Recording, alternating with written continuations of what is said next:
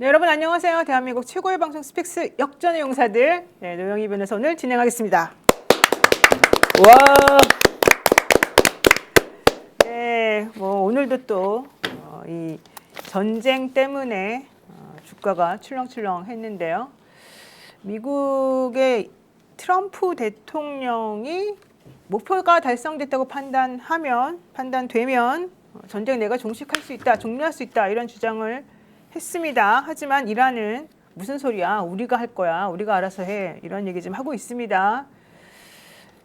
유가 장기전에 돌입하는 거 아니냐 이런 얘기까지 나오는 상황인데요. 계속해서 지켜보도록 하고요. 누구 말이 맞는지 한번 맞춰보는 걸로 한번 해보겠습니다. 오늘 역전의 용사들 또 정말로 멋진 역전의 용사들 나오셨습니다. 김광민 부천시장 예비후보 변호사님, 네 어서 오십시오. 네, 안녕하세요. 김광민입니다. 네, 김광민 경기도 의원이시고 부천시장 예비후보시고 변호사이시죠. 자, 그리고 그 옆에 안진걸 민생연구소장 나오셨습니다. 안녕하십니까. 안진걸입니다. 아니 임병구입니까? 아닙니다. 인천 교육감 지금까지 단일 후보신데 너무 교육감 선거에 관심이 없으시더라고요. 그래서 제가 요즘 갖고 다니면서 교육감 선거에도 관심을 좀 가져주시라고 홍보하고 있는 민생경제 안진걸입니다. 방금 전까지 방송하고 왔습니다. 네. 변호사님 어떠세요? 약간의 이벤트 놀라셨죠? 네. 기쁨도 안 하고. 네. 이번에 교육감 선거도 같이 이루어지고 있고 진보 민주 개혁 단일 후보들이 단일화 움직임이 활발한데 인천에서 1차 단일화는 이분으로 됐더라고요. 김광민 변호사님 이제 가까우니까 좀 아실 것 같아요. 그래서 내리고 민생은 안진걸입니다. 네, 반갑습니다. 반갑습니다. 네, 그리고 정기환 대표 나오셨습니다. 안녕하십니까. 반갑습니다. 정교환입니다. 네. 오늘도 취재를 했는데 취재 내용이 여러분을 기쁘게 해드릴지 아니면 더 슬프게 할지도 모르겠지만 열심히 하여튼 말씀드리겠습니다. 네, 좋습니다.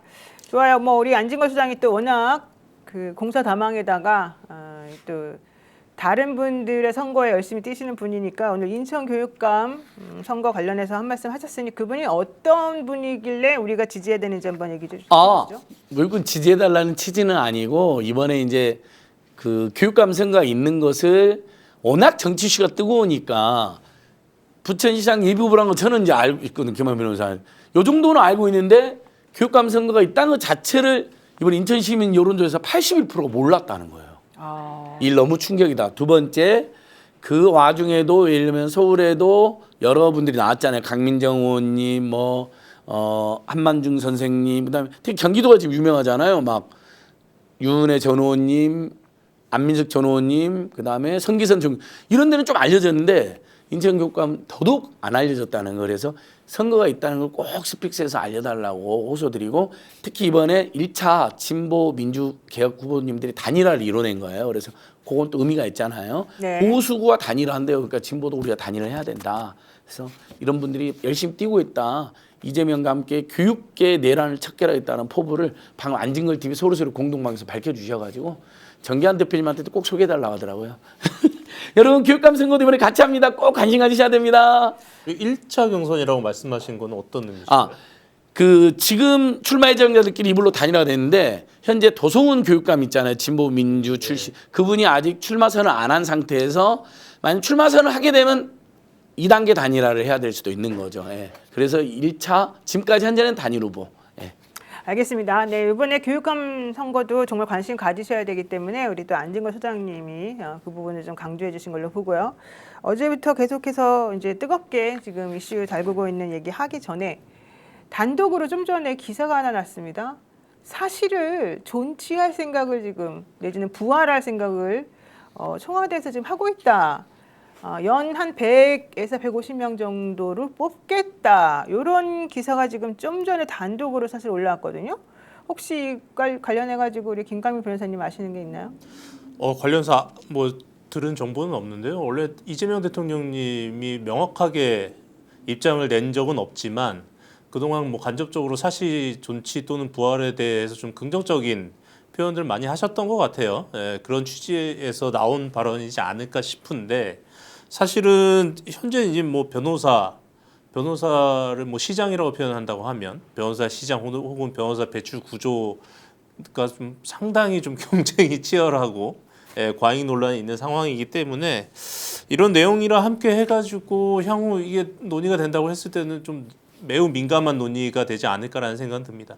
그러니까 원래 사실은 사시는 뭐 학력 제한도 없고 꼭 돈이 필요한 것도 아니고 그런 의미에서 희망의 사다리 같은 역할을 그동안에 대한민국에서 해왔던 게 사실인데 이재명이 대표적인 케이스죠. 그렇죠. 노무현 대통령도 사실은 그렇죠. 그런데 이제 로스쿨이 이제 고시 제도 때문에 너무 폐해가 심하다라고 하다 보니 이제 로스쿨 제도가 전격 도입이 되면서 오히려 있는 집 자식들만 또 혹은 경쟁력 있는 그들만 또 대학원 과정을 맞춰야지만 사실 되는 그런 부분이기 때문에 학력 제한이 아예 생겨버린 그런 부분이 너무 많아서 계속해서 이제 조금 문제다라는 얘기가 나왔었죠. 그런데 청와대에서 이 로스쿨 제도하고는 별도로 사법시험을 통해서 연간 한 100명, 150명 정도 법조인을 추가 선발하는 방안을 검토해서 대통령에게 보고하겠다라고 이제 얘기를 지금 하고 있는데요. 그렇게 되면은 지금 현재 있는 제도하고 또 어떻게 조금 서로 맞출 수 있느냐 이 부분이 좀 문제가 돼서 사법시험으로 선발한 인원을 1년 동안 교육을 해서 그들이 또 로스쿨 졸업생들하고 함께 변호사 시험에 응시할 수 있도록 하거나 아니면 이들만을 대상으로 해서 별도의 자격 시험을 치르게 하겠다. 뭐 이제 이런 얘기까지 지금 사실은 나오고 있습니다. 혹시 사시 출신이신가요? 아니 저 로스쿨 로스쿨 출신이신가요? 아, 저는 사시 출신인데 이제 사시 출신도 있고 로스쿨 출신도 있고 지금 현재 이 법조의 변호사 시장은 사실은 조금 되게 복잡하게 이 인적 구조가 조금 형성되어 있는데 어떤 식으로 결론이 날지는 좀 지켜봐야 될 것 같습니다. 보도가 나왔다는 것은 이제 공론의 과정이 이제 있을 것이다라는 예고편으로 보는 게 맞을 것 같고 이게 이제 옳다 그러다라는 것은 뭐 언급하셨듯이 복잡한 문제를 어떻게 조정하지 원론적으로 옳다고 하더라도 우리 사회가 수용하느냐 수용한다면 어느 정도의 규모냐 오히려 그러면 사법고시를 존치 이제 다시 이제 되살리면서 이제 생길 수 있는 문제 물론 학력 제한이 없이 누구든지 응시할 수 있다고 하지만 그 자체를 위해서 또 엄청난 또 비용을 들여서 가는데 이것이 유용하냐 아니냐에 대한 것까지 이제 갈 수 있으니까 아마도 이제 보도가 나왔다라고 하는 것은 일단 진위 여부에 대한 확인이 우선적으로 이루어져야 될 것 같고요. 두 번째 그게 사실이라고 하더라도 앞으로 거쳐야 될 절차와 과정은 굉장히 복잡할 것이다. 뭐 그렇게 해서 일단 속보로서 의미는 있지만 좀 더 상황을 예의주시할 필요는 있다는 생각이 듭니다. 저도 저 법대 학생일 때 법대 그 나오셨죠? 사법 시험의 폐해 때문에 전국의 모든 법대생들은 다 그랬다는 건 아닙니다. 법대 학생의 연합회들은 모여서 사법 시험을 폐지하고 로스쿨을 만들어다는 캠페인이 활발한 적이 있었습니다. 한때 90년대 초중반에 제가 그때 직접 캠페인에서 기억나는데 다만 대통령께서 타운홀 미팅할 때 그리고 그 전에도 정말 로스쿨은 아니면 사법 시험을 아예 못 보는 거에 대해서는 조금 아쉽다라는 입장을 내신 적이 몇 번 있어요. 대통령 생각이 그러다는 건 저도 알고 있거든요. 몇 번 저도 들었기 때문에 보도도 됐고.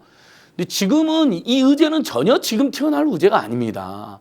한겨레 신문이 보도했는데 아이뉴스 24라든지 지금 바로 이어서 청와대 강용희 대변인이 전혀 사실이 아니라고 입장을 냈어요. 요즘에 그러니까 너무 저는 오늘 주제도 있지만 너무 섣부른 보도들이 막 난무하면서 우리가 정말 가야 될 내란 극복과 지방선거 압승, 그다음에 민주 민생 평화, 특히 지금 서민 경제, 바닥 경제는 여전히 더 어렵습니다. 왜냐하면 내란을 극복했어도요 누적된 고통이 있거든요. 고환율, 고물가까지 이번엔 기름값까지. 근데 뭐 한겨레가 무슨 악의를 가졌는지 모르겠지만 악의적으로 하지는 않았겠지만 이런 섣부른 보도 함부로 하면 안 된다고 저는 생각해요. 굉장히 저는 이런 거에 대한 문제의식이 있습니다.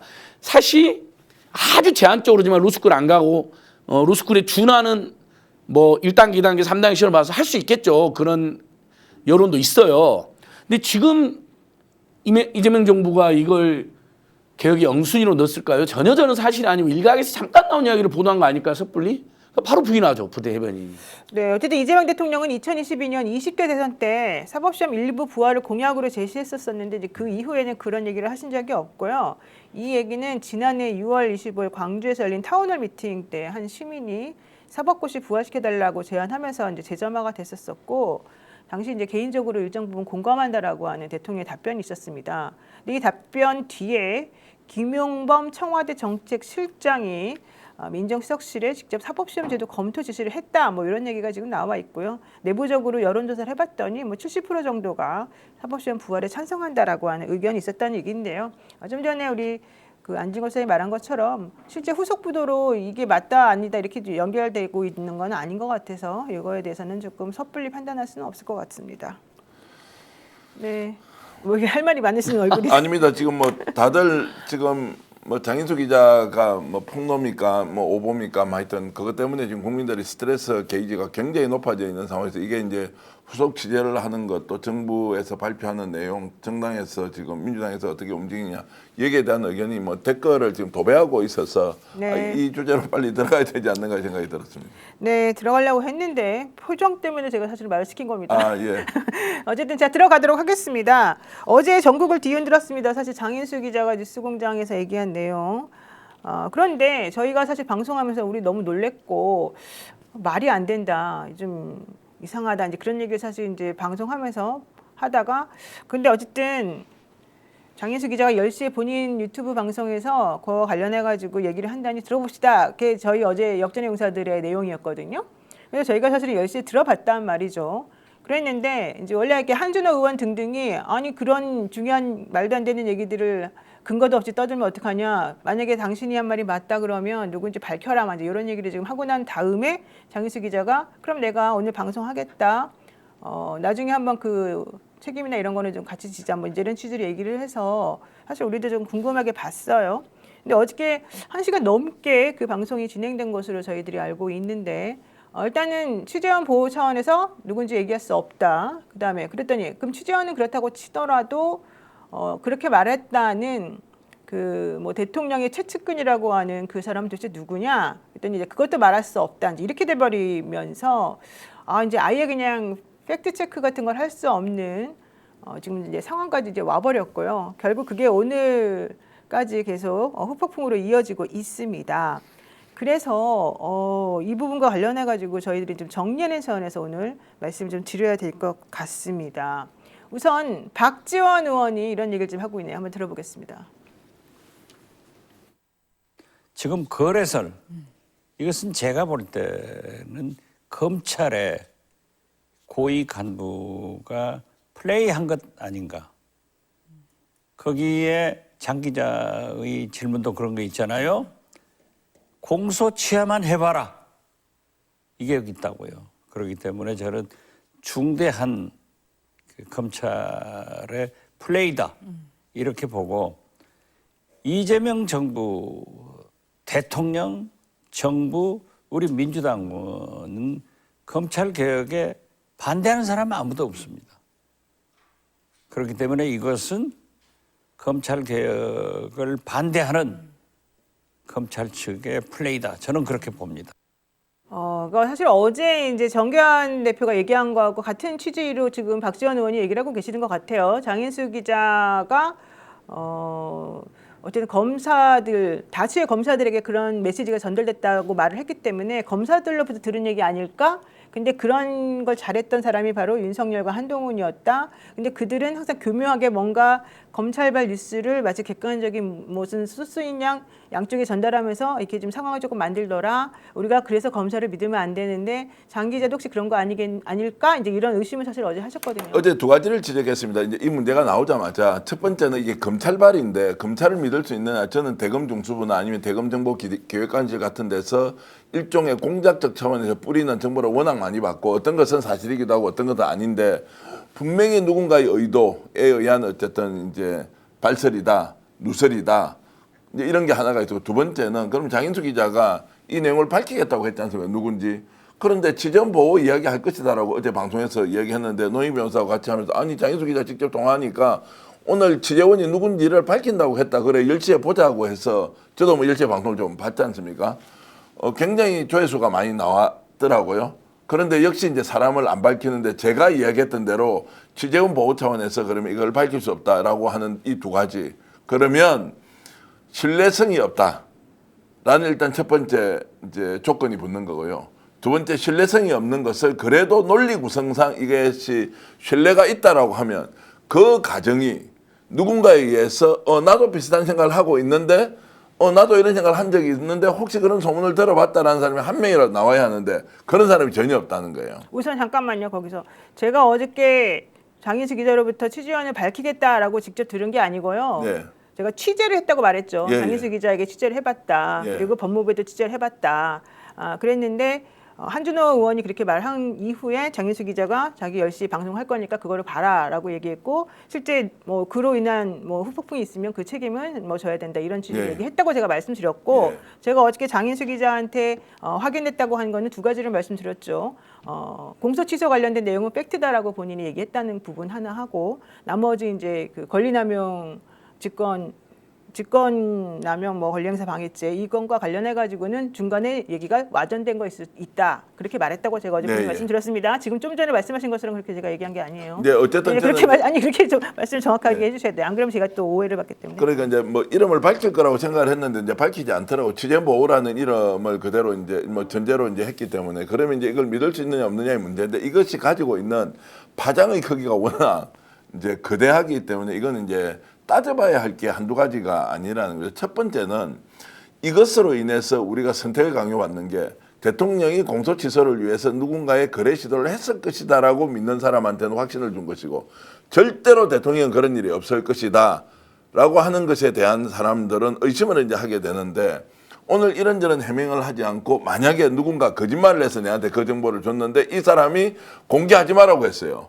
그럼 공개하지 말라고 했으면 공개 자체를 하지 않아야 되지. 이걸 공개하면서 이 사람이 누군지를 밝히지 않는 조건이었다라는 취재는 나는 본 적이 없어요. 내가 그것을 법적 문제가 되었을 때 끝까지 책임을 져야 하는 것은 있지만 그 사람이 얘기를 해줬는데 그 팩트를 당사자가 누군지 밝히지 않는 조건으로 취재를 하는 경우가 있나요? 이렇게 중대한 사안을. 그래서 저는 좀 심하게 이야기하면 정보 자체가 없었을 수도 있다는 거예요. 자, 박 전 원장은 이것이 검찰 누군가에 의해서 들었던 이야기를 썼다고 하지 않습니까? 저는 아니라고 보죠. 이 자체가 완전히 가공소설이었을 가능성이 있다. 예를 들어서 조이대를 비롯한 사인 해동설이 결과적으로 저는 조작된 것인데 이게 국회까지 가서 뭔가 이야기가 됐을 때는 그렇게 믿고 싶은 사람한테는 그것이 팩트이지만 아무리 추적 취재를 하더라도 그것이 사실인 근거가 없는데 갑자기 신앙과 믿음의 영역이 되어서 그렇게 했을 것이라는 추론 때문에 정치 공격을 계속했던 것은 어떤 경우에도 진보가 취해야 하는 취재 태도나 또는 특정한 사실에 대한 과도한 이제 이런 확신에서 피해야 한다고 저는 생각을 하기 때문에 장인수 기자가 했던 그 이야기는 오히려 이것이 실제 진실을 밝히기 위해서는 장인수 기자가 아예 거짓말을 하고 있다라는 전제의 문제도 던져야 한다고 보는 겁니다. 네, 야래양님 말씀하신 게 사실 어제 우리가 또 전체적으로 정리하면서 말했던 내용이죠. 제가 그 맥락을 말씀드리면서 장인수 폭로의 핵심은요, 검사들이 이재명 대통령을 노린다는 것입니다. 이제 그 얘기를 했고요. 헬레나님께서도 왜 달을 가리키는데 손가락을 보고 있습니까? 이 얘기를 하셨는데 그게 결론적으로는 검찰개혁 관련해 가지고 검사들이 좀 반대하는 상황과 맞물려서 이러저런 얘기까지 지금 나오더라. 이제 그 얘기를 사실 어제 했었던 거거든요. 아니 핵심은 네. 검찰이 그런 짓을 한다. 그런 음모를 꾸미고 있다. 그건 너무 우리가 항상 경계해야 되고 늘 조심해야 될 거 맞죠. 그리고 충분히 지금 검찰 내에서 그런 자들이 있을 겁니다. 저는 뭐 한마디로 때려 죽여야 될 자라고 이렇게 이야기. 물론 제가 때려 죽이는 형은 없지만 옛날 말로 이런 분노를 느끼는데 저는 여전히. 그런데 그 말만 해야죠. 그리고 검찰 개혁이 어쨌든 뭐 안팎의 여러 가지 이견이라든지 또는 반론으로 인해서 후퇴하고 있다. 이건 문제다. 여기까지만 해야죠. 하나 더 나아가서 또는 그 이야기를 하다가 어떻게 공소 취소하고 검찰 개혁 후퇴하고가 이건 상상할 수도 없는 영역이잖아요. 설령 정치검찰 중에 일부가 야 검찰 개혁 우리가 원한다로 좀 해주면 우리도 공소 취소를 좀 살짝 해볼게 한 놈이 있었을 수 있어요. 그걸 장인수 씨도 누구한테 이야기할 수도 있겠죠. 예를 들면 제가 어디 술자리 갔는 전현직 검사 중에 한두 놈이 그렇게 장난을 칠 수도 있을 것 같아요.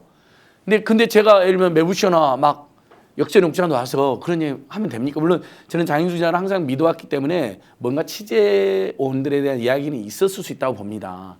근데 그래도요, 이건 이 상태에서 이렇게 말해서는 안 된 겁니다. 안 그래도 지금 민당 안팎이 너무나 많은 분열과 갈등으로 쌈이 나고 난리가 났고 국민들이 엄청난 스트레스를 겪고 있어요.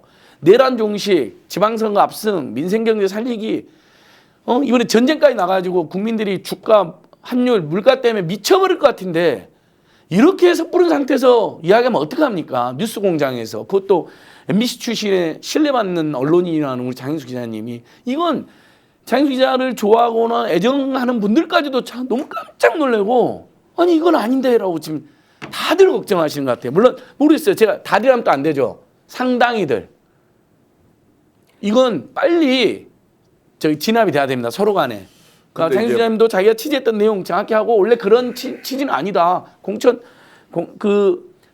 개혁을 후퇴시키고 공천체로 하는 인거래설은 일면 정치가 어떤 검찰놈이 이야기했는데 나는 그것만 소개한다는 게 뭐 이야기가 와전됐다든지 뭔가 빨리 수습이 서로 필요하다 봅니다. 이걸로 논쟁 길게 하는 것도 너무 창피하지 않아요? 근데 수습이 되려면 전제 조건이 있죠. 이게 이제 취재 내용이 어떤 것이었고 누구한테 들었다. 최소한 정부 고위 관계자가 그럼 검찰에 얘기했다는 사람을 법무부 장관인지 아닌지 이름을 하기 어려우면 법무부다 아니다라고 해서 진짜 취재 보고를 해야 되면 그 사람을 어느 정도까지는 알아차리게 해놓고 보호는 할 수 있는 방법도 있다는 건데 이게 봉합이나 진압 뭐 이런 문제 저는 아니라고 봐요. 왜냐하면 본질적으로 이재명 대통령이 누군가를 시켜서 자신의 문제에 대해서 공소 취소를 하겠다는 의도로 움직였느냐는 게 이게 제일 중요하지 않습니까? 만약 대통령이 그렇게 움직였다면 이거는 어떤 국민도 용납할 수 없잖아요. 자, 그게 제일 중요하다는 거예요. 예. 그걸 전원 과정에서 어떻게 2차, 3차 가공되는 거는 또 다른 문제고 오늘도 제가 청와대 취재를 해보면 대통령은 어떤 경우에도 지금 현재 검찰개혁안과 관련돼서 본인의 공소 취소와 이것을 연결하는 것은 있을 수가 없다는 것은 명확해요. 명확한데 당연하죠. 그런데 이것이 결국 대통령의 공소 취소와 검찰의 거래가 맞물려 있는 걸로 출발하는 거지 않습니까? 그 다음에 정부 고위 관계자의 전달이 있고 최종적으로 검찰 쪽에서 장인수 기자가 들었다라고 하는 것은 이 대통령에 대한 단순하게 오해나 이런 것이 아니라 이거는 근본 개혁의 원판 자체를 뒤흔드는 그 팩트의 출발지는 대통령이라는 거예요. 이게 사실이 아닌 상황에서 이걸 어떻게 그냥 수습하고 넘어간다라고 할 수 있느냐. 진짜로 그 과정 자체를 밝혀서 본인의 결백을 입증하거나 아니면 취재원을 대충 우리가 추론할 수 있을 정도는 얘기를 해야 하는 거 아니냐는 생각이 드는 거죠. 제 생각에는 우선 장인수 기자가 법조 출신 기자가 아니라서 좀 발생한 문제도 하나 있는 것 같습니다. 무슨 말씀 드리고 싶냐면요. 이재명 대통령 사건 공소 취소를 한다고 하면 지금 대상이 두 군데예요. 서울중앙지검이랑 지법이랑 수원지법인데 수원지법의 대북송금 사건은 사실상 종결된 사건이나 마찬가지입니다. 그 사건은 검찰이 공소 취소하지 않는다고 하면 법원이 공소 기각할 가능성이 상당히 높은 사건이기 때문에 수원지법에 대해서 공소 취소를 해달라라고 요구했을 리는 없고 그럼 요구했을 대상은 서울중앙밖에 없습니다. 서울중앙 하나밖에 없는데 서울중앙 하나인 사건을 가지고 여러 검사들에게 이야기를 했다라는 것 자체가 일단 맞지가 않아요. 예. 중앙지검장한테 한 명한테만 얘기하면 되는 거지 이거를 가지고 여러 고위직 검사들한테 떠벌리고 다녔다. 이거 자체가 일단 성립이 안 되고 그래서 사실 이게 만약에 실제 있었던 일이라고 한다고 하면 저는 정부 고위 관계자 중에 검찰 출신은 아닐 거라는 생각이 들어요. 왜냐하면 구조를 전혀 모르는 사람이 하는 행동입니다. 이 행동은. 예. 중앙지검장 한 명한테만 얘기하면 될 문제를 가지고 여러 고위 검사한테 얘기했다라는 것은 이 구조 자체를 모르는 사람이다라는 거고 그렇다고 한다고 하면 이게 만약에 실제 있었던 일이라고 하면 이게 그냥 아주 가벼운 취지에서 야 공소 취소 좀 하자 뭐 이 정도 수준에 있었던 거를 해당 검사가 과대 포장해서 장인수한테 전달하지 않았을까 이런 생각이 하나 좀 들고요.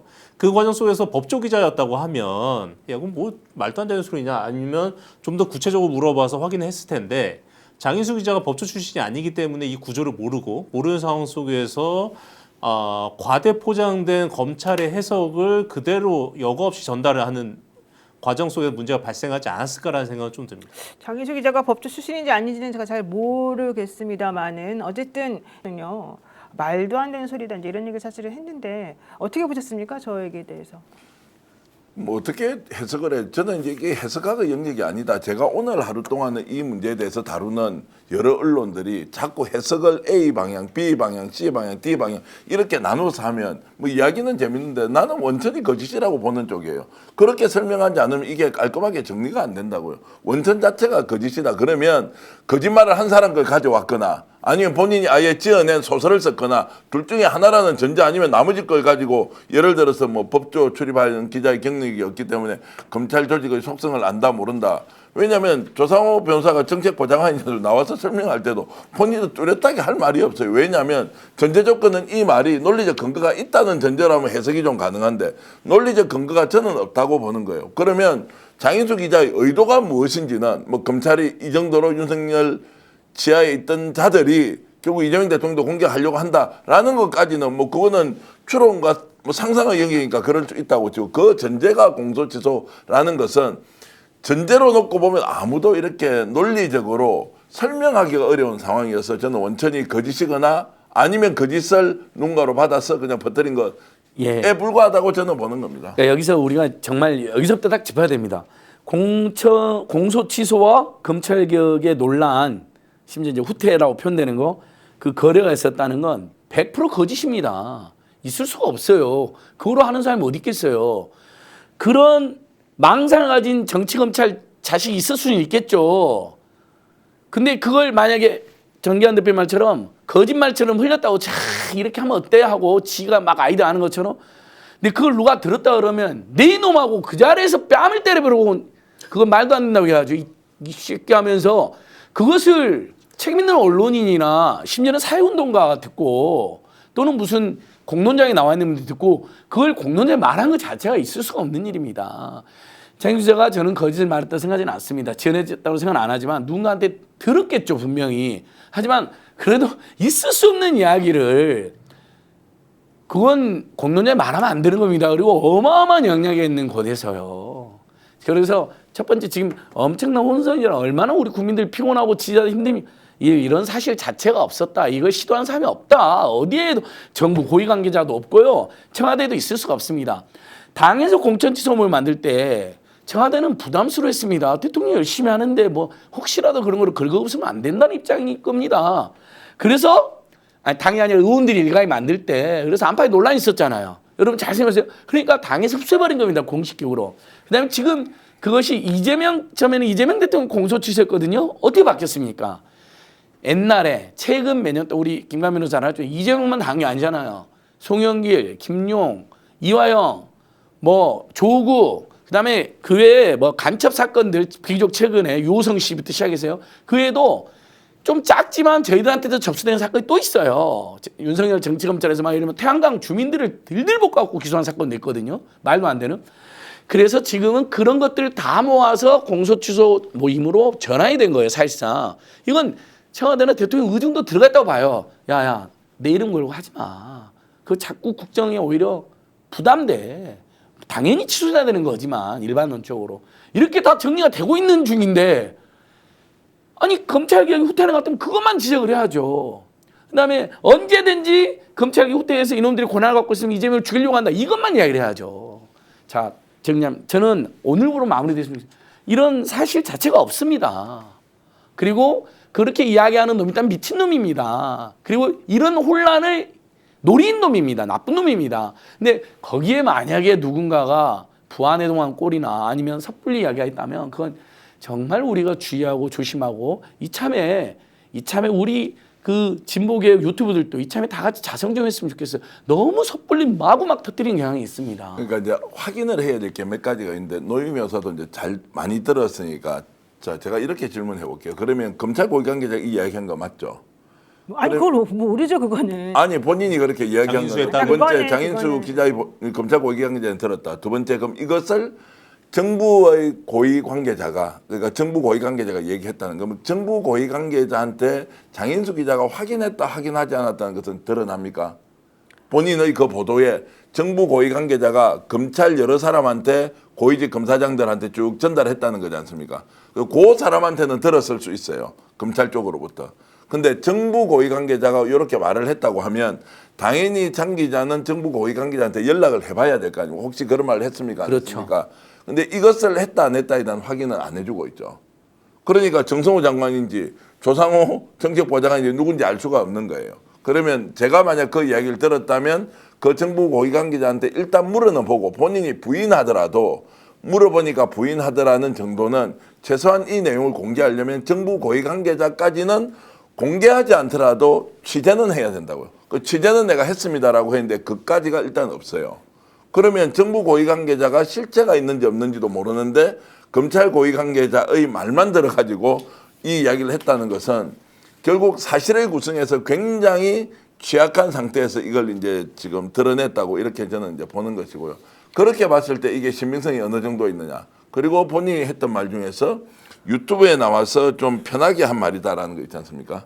유튜브에 나와서 편하게 하지 않지만 또 하나 유튜브에서 발언한 것을 사실 적시도 있고 우리가 뭐 허위 왜곡에 대한 것도 우리가 고소 고발도 당해서 조사도 받지 않습니까? 그럼 유튜버는 나와서 확인이 안 되지만 최소한의 취재 과정을 거친 것 정도는 얘기해야 되는 거 아니에요?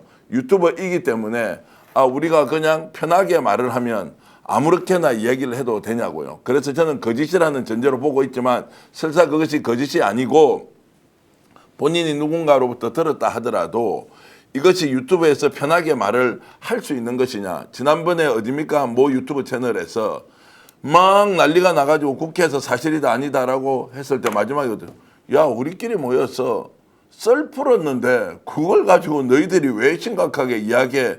그러면서 왜 언론을 대체하려고 행세하냐고 유튜버가 그러면 뉴스공장은 스픽서는 매불초는 언론 아니에요.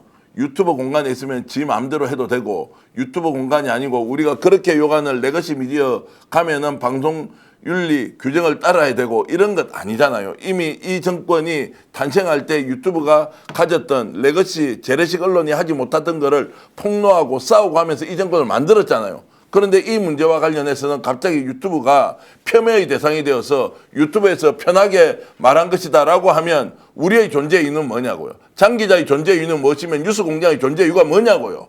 유튜버를 우리 스스로 이렇게 낮춰보고 폄훼하는데 무슨 유튜버에서 국민들한테 이거 사실입니다, 진실입니다 이야기할 적에 있냐고요. 그럼 레거시로 가서 해야 되지.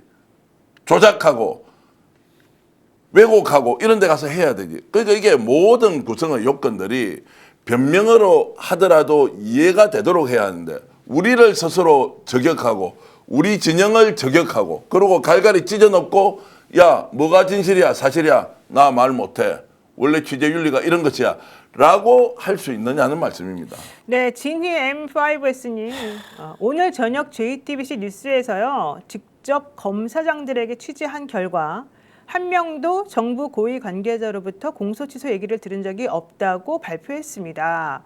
그리고 이물정 검사도 정성호 장관하고 문자도 주고받고 서로 간에 얘기도 자주 하는 편이었는데 마지막으로 문자 주고받은 것은 지난 12월이었다 이런 얘기를 하면서 그런 얘기 전혀 들은 바가 없다라고 답변을 했습니다. 어쨌든 이 부분 관련해가지고는 지금 이제 이런 내용이 지금 나와 있는 것이고요. 이와 관련해서 정성호 법무부 장관에게 계속해서 기자들이 이제 물었습니다. 그랬더니 퇴근길에 정성호 장관이 입장을 좀 밝혔습니다. 한번 들어보죠. 법무부 장관으로서 특정 사건에 관련해 갖고 공소 취소를 해야 된다 안 해야 된다라고는 저는 뭐 그런 걸 지휘할 의도도 전혀 없고 생각 자체가 없습니다. 더군다나 대통령 관련 사건이라든가 특정 사건에 관련해 갖고 장관이 뭐 공소 취소해라 말아 할 수 있는 그런 입장이 아니지 않습니까? 그건요. 저는 이건 이야기할 가치조차 없는 사안이라고 생각합니다. 사실 장관이 그런 얘기를 할 수가 없는 거죠. 어제 김성화 평론가도 얘기를 했습니다마는 대장동 항소포기 관련해가지고도 뭐 장관이 뭐라고 했니 안 했니 해가지고 얼마나 난리가 났습니까? 그러니까요. 근데 정성호 장관이 바보도 아니고 그런 얘기를 사실 한다는 것 자체는 생각도 할 수 없고 그거는 대통령의 뜻도 전혀 아니고요. 오히려 이것 때문에 더 문제가 커집니다. 만약에 이제 이런 식으로 얘기가 이상하게 나간다고 한다면. 그래서 저는 정성호 장관을 자꾸 욕하는 것도 좀 이해가 안 가는데 어쨌든 정성호 장관도 되게 답답하기 때문에 저런 얘기 좀 한 것 같아요. 그 정성호와 그 유타의 정성호 장관은 가버린 왜냐하면 거잖아요. 최측근이라 그러니까 또 예. 나온 거죠. 그리고 이제 검찰에게 뭔가 영향력을 행사했을 법한 분이 뭐 장관이나 또는 뭐 민정수석이거나 이런 거니까 저렇게 불똥이 뛴 건데 얼마 전면 억울하겠습니까? 아니 대통령이 여야 간에 대통령이 공방이 되는 적이 여러 번 있었죠. 정치적 공방. 그때마다 비서실장이나 정무수석이 뭐라 그랬습니까? 제발 대통령 언급하지 말라고.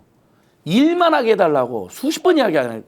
비공식 공식적으로. 그것은 뭐냐면 이런 정치적 공방에 휘말리지 않고 싶다는 거거든요. 휘말려서도 안 되고 왜냐하면 휘말리게 되면 국정개혁의 에너지가 국정운영 에너지가 막 사방팔방으로 지금 벌써 우리 시청자 여러분 벌써 보십시오. 지금 며칠 동안 지금 뭐 하는 이게 일인지 이 사실이 기네 아니네 이럴 리가 없네 어떻게 취재 이렇게 할 수가 있느냐 터뜨릴 수가 있느냐 하면서 뉴스공장도 또 구독자 한 10,000명 또 줄어든 것 같아요. 원래 20,000명 줄어들었어요. 2월 달에 보니까 오늘 보니까 또 10,000명 줄어들었고요. 다 우리 소중한 동지들이었는데 유튜브들끼리 전부 뉴스공장의 보도 형태돼서 상당수가 공격하고 일부는 또 보호하면서 막 또 그걸로 싸우고 있고 이건 정말 너무너무 잘못된 겁니다. 무조건 이건 오늘이라도 끝내야 돼요. 그런 사실이 최소한 검찰개혁이 후퇴했느니 어쩔 수 없느니라는 논쟁은 계속 해도 된다고 봐요. 하지만 공소 취소하고 이거하고 연관짓는 건 100% 1000% 팩트가 아닙니다. 저는 확신합니다. 저희들도 다 취재라고 분위기도 합니다.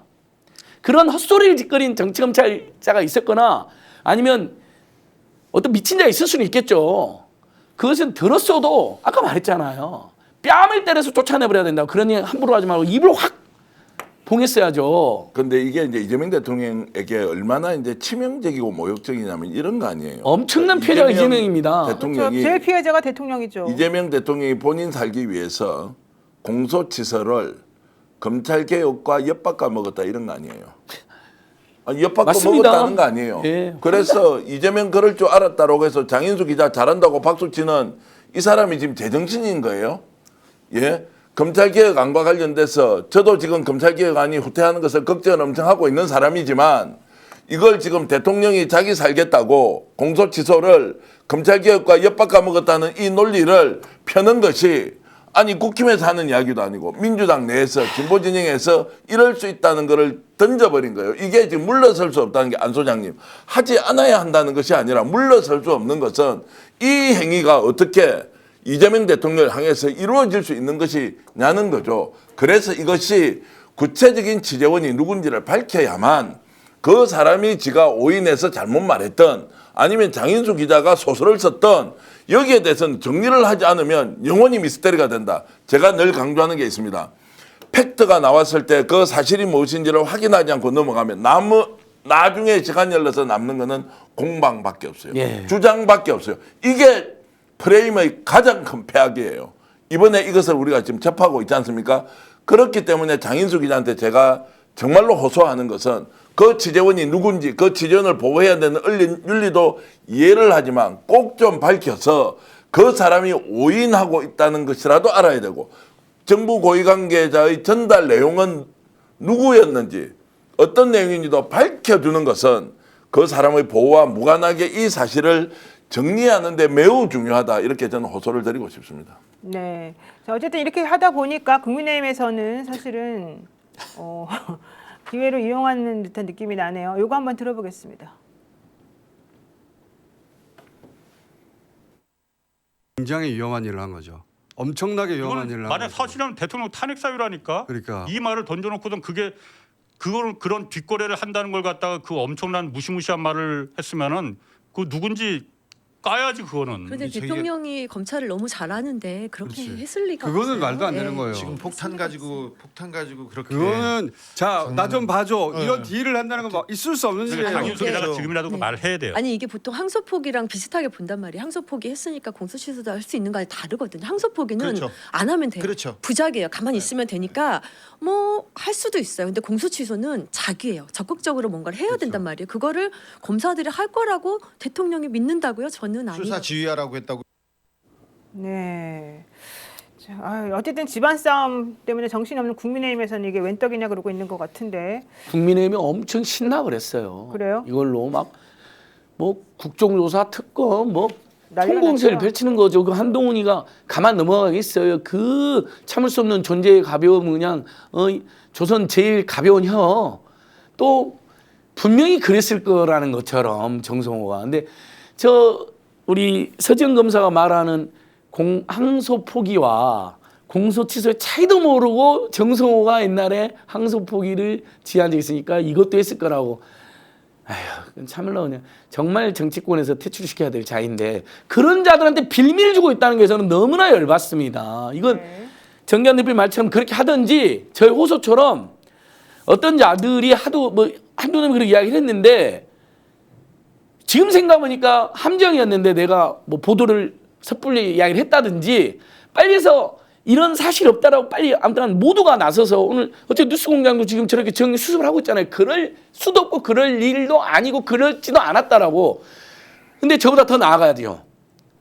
저기 발설하신 분들은 저보다 더 나아가서 돌이켜보니 어떤 놈이 이상한 말 했는데 그걸 그냥 그대로 말해버렸다고 빨리 정리를 해야 됩니다. 근데 이 정도 이제 거짓이라는 것으로 저는 확신을 하고 있고 소설이다 또는 그 사람이 완전 거짓말한 내용을 그대로 전달한 것이라는데 이걸 보고 만약 사실이라면 이재명 대통령이 탄핵감이다. 이걸 가정해서 우리가 표현하는 게 맞나요? 그러니까 이 정도 내용을 가지고 가정도 있어도 안 됩니다. 가정을 했어도 안 됩니다. 사실이 아닌데, 사실도 100%, 아닌데 1000%. 그걸 가정을 해가지고 이게 사실이라면 탄핵감이다 이런 말도 하면 그러면 어떻게 되냐? 봐라 저기들끼리 모여가지고 이게 사실이라면 탄핵감이라고 하는데 라고 그냥 먹이를 갖다가 바치는 건데 왜 이렇게 우리가 지금 진짜 논쟁을 해야 되는지. 그래서 저는 장인수 기자님께 진심으로 호소하는 것은 있는 내용을 밝힐 수 있는 범위에 대해서는 최대한 밝혀야 한다. 그렇지 않으면 이 오해가 본인에게 생기는 문제가 아니라 이재명 정부 전체에 미치는 영향이 악영향으로 너무 크기 때문에 자 댓글로는 장인수 기자가 애국자입니다. 이렇게 이야기를 해버리지 않습니까? 이거 어쩌다 한두 분이 자꾸 그거 전체적인 의견인 건 왜냐하면 이 문제의 논쟁은 대충 듣고 넘어가자 이런 사안이 훨씬 더 저는 뛰어넘는다고 보기 때문이에요. 그러니까 어쨌든 그런 댓글 여러 개에서 말이 안 된다고 얘기하고 있고 한 분이 지금 계속해서 장인수 기자를 옹호하는 걸 하고 있기 때문에 전체적인 것처럼 말씀하시는 대부분 제가 파악해본 유튜브 채널들의 보도도 그렇고 댓글도 그렇고 이번 건은 도저히 말이 안 된다는 이해가 게 안 된다. 전체적인 어떻게 이럴 얘기입니다. 수가 있냐예요. 네, 자, 두 번째 주제 가겠습니다. 이런 가운데 그래서 대통령이나 청와대 쪽에서는 이제 상황에 대해서 매우 심각하게 보고 있고 공소처법 관련해 가지고 오히려 이제 수정에 열려 있다라고 하는 오픈마인드로 좀 얘기를 지금 하고 있는 것 같습니다. 여당 법사위원들이 지금 강력히 반발했던 바로 이제 이 공소청법, 또 저도 계속해서 얘기했던 현실적으로 이게 함정이 중간중간에 많이 들어있어서 위험하다라고 했던 그 부분과 관련해서 KBS 단독 보도 또 내지는 제가 이 민주당 쪽의 얘기를 좀 들어보니까 대통령이나 정부 안에 대해서 계속해서 의견을 주고받으면서 이 논의를 한번 해보겠다라고 지금 얘기를 하고 있거든요. 우리 그 김광미 변호사님 어떻게 보십니까? 검찰 개혁에 대해서는 사실 뭐 저희가 다 동의하고 있잖아요. 동의하고 있는 부분 수사 기소 분리, 네. 수사 기소 분리고 수사 기소 분리 원칙에 천착해서 사안을 바라보면 모든 게 사실은 쉽게 풀릴 문제인 것 같아요. 갖고 사실은 이 부분을 얘기할 때는 뭐 저는 사실 당사자 중에 한 명이기 때문에 이거를 객관적으로 얘기하기 좀 어렵긴 한데 대북 송금 사건을 3년째 하고 있기 때문에 이거를 전제로 깔고 좀 말씀을 드리면 수사 기소 분리 원칙은 이미 정해졌고 그렇다고 하면 검찰이 수사를 할 수 있는 여지를 남겨둘 필요는 전혀 없다라고 생각을 합니다. 이게 다수 국민들도 이렇게 생각하시는 것 같고요. 이재명 대통령께서 SNS에 올리신 글들에 대해서 여러 가지 해석들이 있는데 그 해석들도 사실은 대통령의 워딩을 문헌만 가지고 판단해야 된다라고 생각을 하고 그렇게 판단했을 경우에는 국민의 뜻에 따라야 한다라는 내용으로 저는 보여요. 그렇고 국민의 뜻에 따라 한다고 했을 경우에는 수사 기소 분리인 거고 그렇다면 결론 및 해석은 쉬운 문제인데 이 문제에 대해서 이렇게까지 다양한 해석이 있어야 되나라는 생각도 좀 듭니다. 네, 청와대 관계자가 KBS에 얘기했다고 오늘 KBS가 보도한 내용입니다. 공소청법 수정에 정부는 열려 있다. 더 좋은 안이 있으면 수정은 늘 할 수 있다. 이렇게 지금 얘기를 하고 있다는 것이고요. 전용기 의원도 정부가 수기를 갖추고 당과 논의 후에 가지고 온 개혁안과 관련해 가지고는 서로 조금 수기가 필요하고 얘기가 필요하다 이런 주장을 지금 하고 있고요. 청와대 관계자는 정부안 수정은 당에 맡기겠다 이런 뜻을 내비쳤다라고 합니다. 정기현 대표님. 제가 오늘 이제 청와대 관계자에게 직접 또 들었던 확인하셨어요? 이야기, 예. 들은 이야기도 지금 대통령 확정안을 던진 게 아니고 정부안이라는 것은 정부 부처에 참여하고 있는 검찰, 경찰, 뭐 법무부 여러 기관들이 종합된 의견을 일단 한 것이기 때문에 입법 자체에 대통령이 강제한다는 이런 것은 절대 아니다. 입법권은 국회에 있는 것이 맞고 거기에서 결론 낸 걸 존중한다는 것에 대해서는 전혀 문제가 없는 상황이다라는 것은 저는 한 발 후퇴가 아니라 이 안을 던졌을 때 이미 대통령이 그런 생각을 하고 있었다는 것이고 그러면 국회가 좀 이것을 주도적으로 정리정돈을 해야 되는데 어느 선까지냐 그러면 지금 그 말씀하셨던 공소청법에 대한 수정이냐 아니면 검찰의 수사 가능성을 놓고도 이것도 좀 전제 조건으로 좀 깔자. 그래서 오늘 장시간 제가 대화를 했습니다.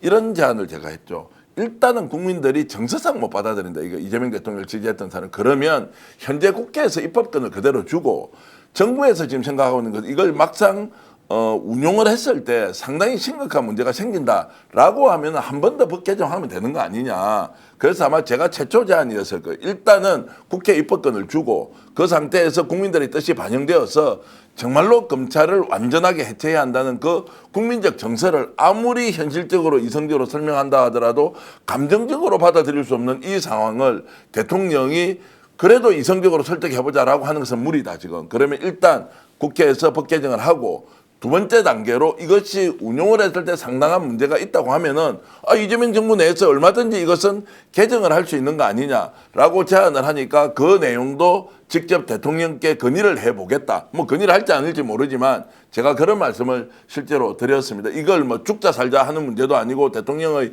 현실적인 이해와 판단도 존중을 한다면 그런 방식으로 우리가 좀 문제를 풀어가 보자는 제안까지 했습니다. 네, 국민의힘 얘기를 한번 해보겠습니다. 국민의힘에서 사실은 전륜 선언문이 나왔습니다만은 장동혁 대표의 태도 매우 이상합니다. 실제 후속 조치 없을 거다라고 한 얘기를 계속 하고 있고요.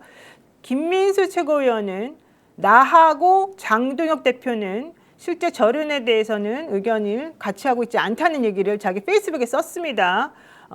그런 상황에서 전환기 씨 난리 치면서 국힘 탈당하겠다고 했다가 갑자기 4시간 만에 번복을 하면서 윤석열 변호사들이 극구 말려가지고 자기가 어쩔 수 없이 국민의힘에 남기로 했다는 식으로 지금 얘기를 하고 있습니다.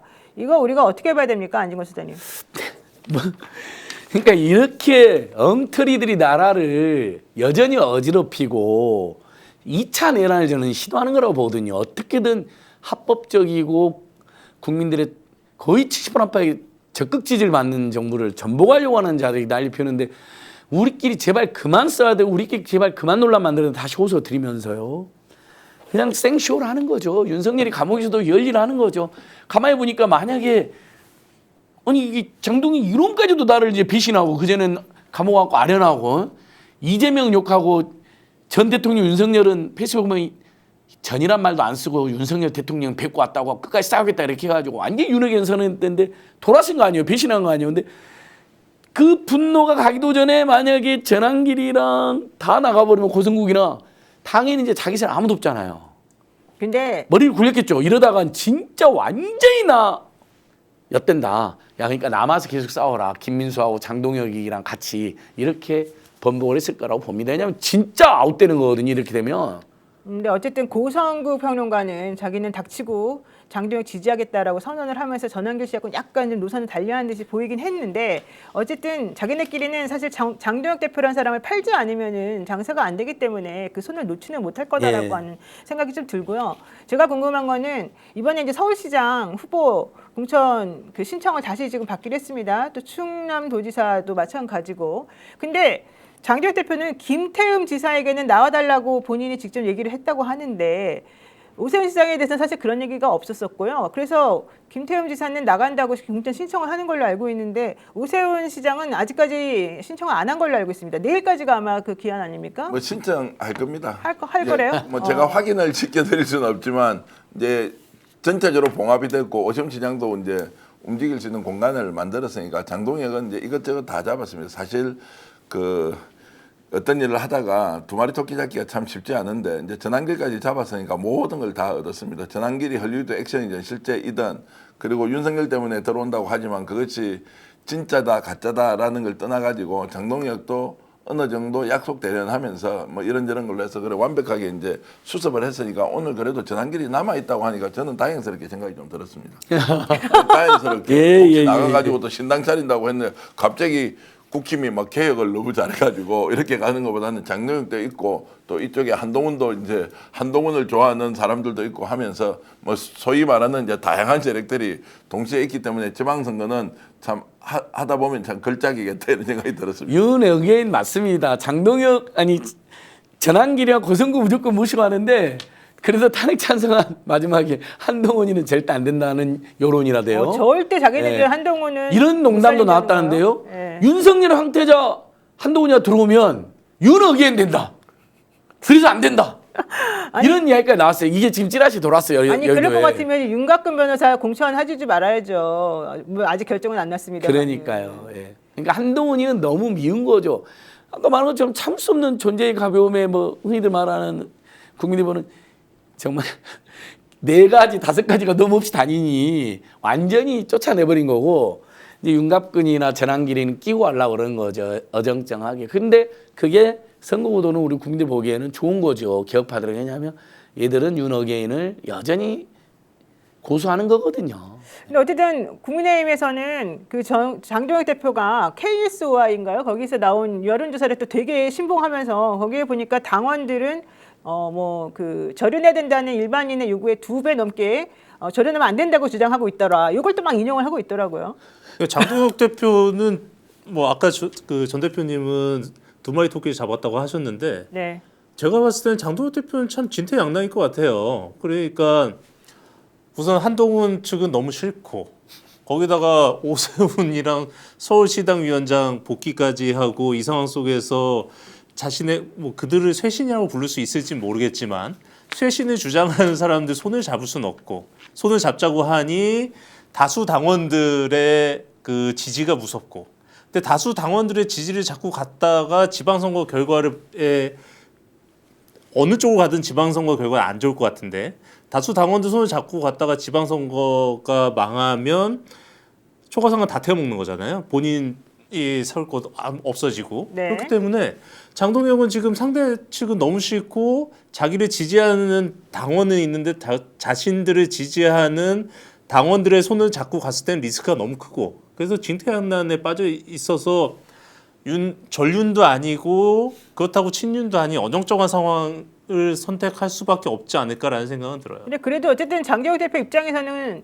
뭐 좋다 이렇게 생각할 것 같아요. 결론적으로는 자기는 당권만 유지하면 되지 뭐 이번 선거에서 이길 거라고 생각하고 있지 않기 때문에 포스트 장동혁만 없으면 자기가 계속해서 할 수 있다라고 지금 생각하고 있는 것 같고 어쨌든 전환기 씨랑 자꾸 손을 묶었는데 전환기 씨 스스로도 나 다시 들어갈래 윤석열 변호인단이 날 말렸어 라고 했지만 우리 이태성님 말하는 것처럼 윤석열 변호인단들은 무슨 소리야 너하고 얘기한 적도 없는데 지금 이런 얘기가 지금 나오고 있거든요. 유정화 변호사가 변호인단 이름을 정치적 목적을 위해 사용하지 말아라 이런 얘기 지금 했다는 거거든요. 그러니까 이제 내부적으로 뭐 수습이 안 되는 상황이죠. 그렇죠. 저는 이제 좀 재밌게 보는 게 주진우 의원 있죠. 주진우 기자 말고 주진우 의원이 지금 이번에 어디 출마하기로 했습니까? 부산에 나온다는 부산시장에 이제 부산시장. 출마 선언을 냈어요. 네. 박형준 현 시장하고 붙어야 되는데 누가 이길 것 같아요? 박형준 시장이라도 좀 나은 거 아닙니까? 아니요. 그러니까 지금 부산도 극우들이 엄청 들어가가지고 지금 뭐 예를 들어 저륜이니 비저륜이니 이렇게 이제 따지고 하잖아요. 최근에 한 30만 명 늘어났지 않습니까? 그러면 경선 한번 해볼만 하다고 하는데 그러니까 민주당 쪽에서 한번 보자고요. 박형준 시장과 주진우 원래 김도 지금 전 정책위원장에 출마하려고 했다가 지금 접었다고 이게 지금 만만치가 않고 본인도 정치적으로 제할 부담들이 상당히 크니까 그러면 이제 주진우하고 박형준이 있는데 뭐 누가 이기는 건 둘째 치더라도 민주당은 누구하고 싸우는 게 좋을 것 같아요. 이번에 만약에 지방선거를 하면 주진우하고 싸우는 게 훨씬 좋을 거 아닙니까? 네. 대구에서 그러면 이진숙 전 방통위원장 출마하죠. 그러면 만약에 홍일학 의원이 나오든 뭐 김부겸 전 총리가 나오든 누구하고 싸우는 게 한번 해볼 만할 것 같아요. 조영 의원, 뭐 윤재욱 의원, 뭐 쭉 이런 분들이 있어요. 그런 사람들보다는 이진성이 나오는 게 훨씬 좋을 텐데 분위기가 그런 쪽으로 좀 흘러가면 뭐 사실 속으로 참 좋겠다 이런 생각이 좀 들어서 아예 좋다 그러면은 윤석열의 복귀를 바라는 윤 의견인들이 대폭 나와서 이번에 선수로 좀 뛰어라. 그리고 기초자치단체장도 그렇게 대거 공천을 좀 해달라. 장동 대표가 그것이 맞다면 그리고 당원들 참여도 독려시키면서 오히려 게임을 그렇게 벌여가면 민주당에서 구도가 참 좋겠다. 그래서 부산 주진우 의원 화이팅! 네, 딸기님께서 반응이 전혀 없네요. 아니요, 좋았어요. 주진우가 제가 주진우를 분석했잖아요. 주진우가 윤석열하고 한동훈을 합쳐놓은 자예요. 하는 행태가 그렇잖아요. 그 둘의 앞잡이였거든요. 근데 당에는 남아갖고 약간 전륜인 척은 해요. 근데 하는 행태는 한동훈은 똑같아요. 참을 수 없는 존재에 가보면 그냥 입만 살았고 나불나불거려요. 그러니까 국민들이 안 좋아하는 것만 남아있어요. 그래서 그런 자가 나오면 전재수 후보든 이재성 후보님이든 이런 분이 되면 저도 생각을 똑같이 합니다. 근데 사실 박형준이처럼 능구렁이처럼 오세훈이나 박형준 능구렁이보다는 훨씬 쉽죠. 어쨌든 부산 시민들도 보통들이 아니시잖아요. 최소한 윤호견이나 한동훈처럼 너무 가볍게 까발까발하는 사람을 안 좋아해요. 제가 보기에는 주진우 의원은 자기가 경선에서 이길 거라고 생각해서 나간다고 하는 게 아닌 것 같아요. 어차피 경선하면은 그래도 현역 프리미엄도 있고 그래서 박형준 시장이 훨씬 자기보다는 경쟁력이 있을 것 같은데 어쨌든 본인이라도 마치 선당후사하는 것처럼 나간다고 얘기를 해놓고 자기는 자기 지역구는 지켜야 되잖아요. 앞으로 3년이나 남았는데. 예. 그러니까 만약에 여기서 경선에서 이겨버리게 되면 사실은 그 지역구도 못 지키고 자기가 부산시장 될지 안 될지도 모르는 위험 상황에 빠질 이유가 없지 않습니까? 주진우 의원이 뭐 바보도 아니고 그렇다면 오히려 나는 이렇게 용감한 사람이야. 나는 당에서 요구하는 거 이렇게 나갈 거야. 이런 식으로 모양새를 만들어 놓으면서 현실적으로는 나는 안 되기를 바래. 이런 생각을 지금 하고 있는 게 아닐까. 솔직히 좀 개인적으로는 그런 생각을 하고 있습니다. 그러니까 딸기님도 좋은 생각이에요. 장동혁 대표 영원히 당대표 해먹었으면 좋겠어요. 이런 얘기를 지금 같이 하고 있는데. 뭐 그래서 이제 이렇게 좋은 상황에서 전국적으로 압승을 해서 이재명 대통령의 국정 운영에 모든 지방 정부가 한마음 뜻이 되어서 나가야 하는데 그 부천시장 쪽 꼭 좀 되세요. 부천시장 쪽 꼭 좀 되세요. 경기도의원의 변호사의 이화영 부지사 정말로 무죄 석방을 위해서 죽기 살기로 뛰고 있는데 13일 날 또 시민단체 모임도 결성을 하지 않나요? 13일 10시 10분에 이하경 석방 대책위 출범식이 있습니다. 뭐 전부 무죄를 다투는 부분이 있고 일부 논란이 있는 부분이 있어서 무죄 대책이라는 이름보다는 석방 대책위로 얼른 어쨌든 만약에 일부 잘못이었다 하더라도 제값은 치른 지가 훨씬 지났죠. 변호사님 너무 잘 알겠지만 정말 너무 고통받고 있어요. 그래서 저도 무슨 다른 일이 있는데 조정해서 가기로 했어요. 어쨌든 이건 우리가 좀 법조계하고 심사단체 붙어가지고 이하경 지사님도 어마어마한 고통나고 정치공작을 당한 것은 제가 편을 들어줘야 돼서 일단 10시 10분에 있고요. 부천시장 후보들이 많긴 하던데 우리 김만 변호사님 같은 분이 나와서 또 선의의 경쟁, 흥행하는 경쟁하면 그 자체가 애국자죠. 당에 또 당에 도움이 되고. 네. 변호사님 뭐 한 말씀 하세요. 말씀할 것처럼 안 할 것처럼. 후보로서 저기 각인을 시켜주셨어요 지금. 네.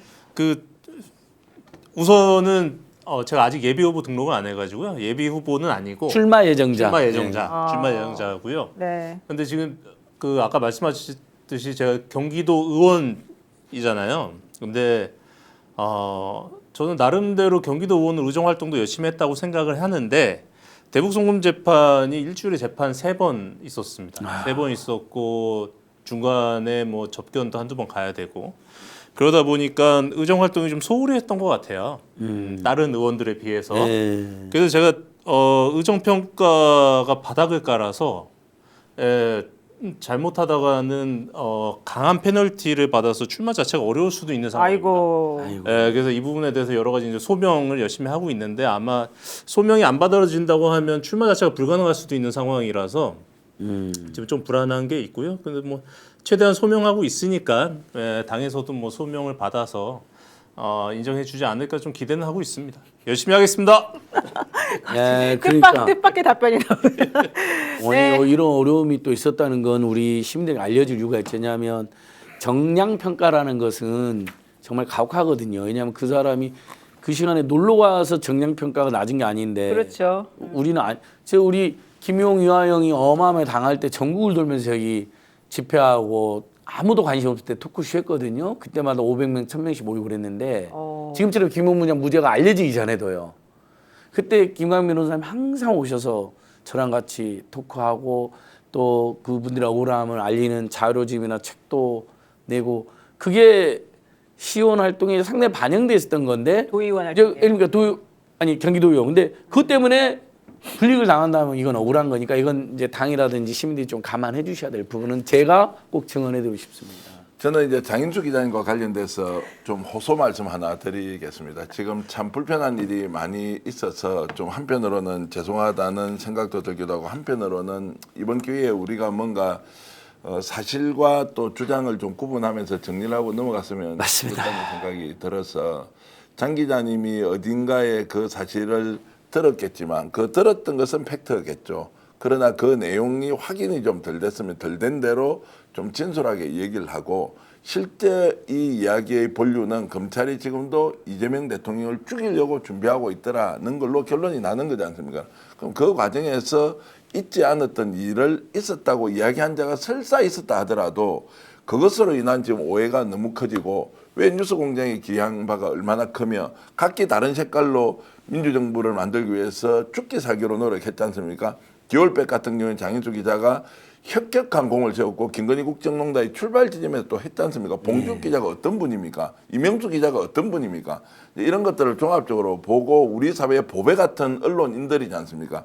그러나 이것 때문에 지금 국민들이 겪고 있는 갈등, 댓글로도 그렇고 너는 내 편이냐 나 아니냐라고 하는 것을 좀 우리에게 선택을 강요하기보다는 있는 내용을 진솔하게 좀 설명을 해서 좀 우리 다시 갑시다. 이재명 정부의 성공을 위해서 각자 할 일이 역할이 다르겠지만 결론은 이재명 정부의 성공이고 대한민국의 성공이다라는 쪽으로 갈 수 있는 그런 좋은 계기로 좀 만들어 주십사 하고 진심으로 저는 호소를 좀 드리고 싶습니다. 네, 맞습니다. 자, 여러분들 헷갈리거나 잘 모를 것 같으면 혹은 뭔가 조금 양쪽의 의견이 다 각각 장단점이 있는 것 같다라고 생각이 드시면 이 정부의 성공이 어떤 방식으로 응원해야지 잘 되겠는가를 생각하시면 그렇게 어려운 문제는 아닐 것 같습니다. 다 같은 마음일 거라고 생각을 하고 있습니다. 서로 간에 조금 염려하는 마음을 좀 내려놓고 서로 믿는 마음을 좀 더 가지는 게 어떨까 생각이 듭니다. 자, 당연한 듯 한번 가입해놓고 계속 사용하시는 인터넷 TV 3년 이상 계속 사용하고 계시다면 비교원에서 갈아타고 사은품도 챙겨가시면 좋겠습니다. 인터넷 TV 신규 가입 시 48만 원, 휴대폰 구입 시 최대 50만 원, 정수기 렌탈 시 최대 30만 원 혜택을 드립니다. 총 128만 원 혜택인데요. 여기에다가 인터넷 가입하신 후에 쓰시던 휴대폰이나 알뜰폰 그대로 통신사만 변경해도 최대 30만 원 혜택을 드립니다. 본인 가입 후에 추천한 지인이 가입을 하게 되면 무조건 4만 원권 이마트 상품권도 계속해서 드립니다. 개인정보 보안도 철저해서 한 건의 보안 사고도 없는 비교원입니다. 8억 이상의 보증보험에 가입해서 한 번도 억울한 일이 없도록 준비되어 있습니다. 인터넷 TV, 휴대폰 정수기 비교는 비교원에서 해주시면 좋을 것 같습니다. 자세한 내용은 1670-2571을 통해서 상담 받으시거나 더보기 링크 또는 네이버에 비교원 검색하시고 상담 신청하시면 될 것 같습니다. 네, 여러분들 오늘 또 많이 시청해주셔서 감사드리고요. 저희는 또 내일 더 새로운 소식으로 찾아뵙겠습니다. 고맙습니다. 고맙습니다. 감사합니다.